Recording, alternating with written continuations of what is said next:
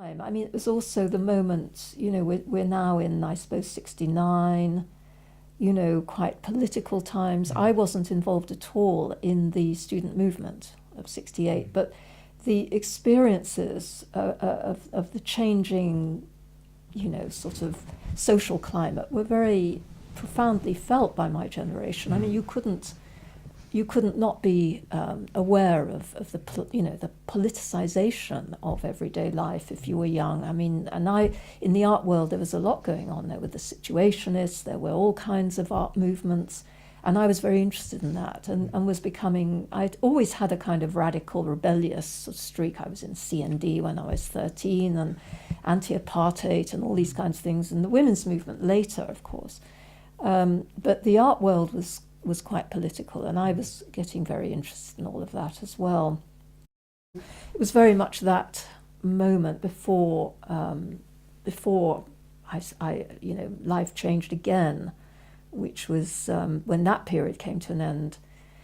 I just wanted to go back and see real countries, and I just took off to Latin America.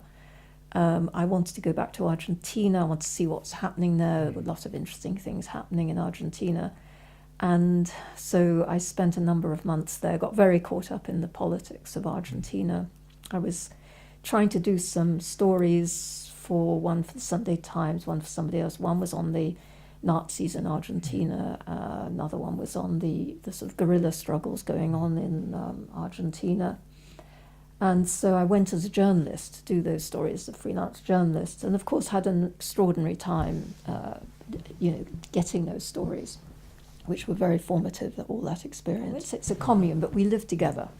Sally Alexander, the historian, had a large house, and a number of us lived with her, and we got involved in things like the Night Cleaners campaign, and we were active in various things. At that point, I was still doing my bits and bobs, a bit of freelancing, a bit of language teaching, and I lived there for a while, and then moved out.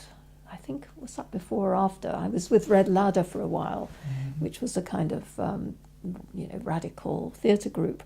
This was all part of my arts and culture world, because Red Ladder I'd met, and I'd stayed with them for a while. What were you doing with them? I'm just living with them, because not acting.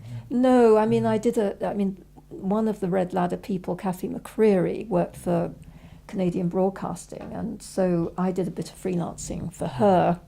So it was that kind of combination of different things. People lived off different things, as they do now, not by choice, of course. But you had a number of irons in the fire, and you did a number of things, and you sort of got by because you didn't need to earn very much money in those days.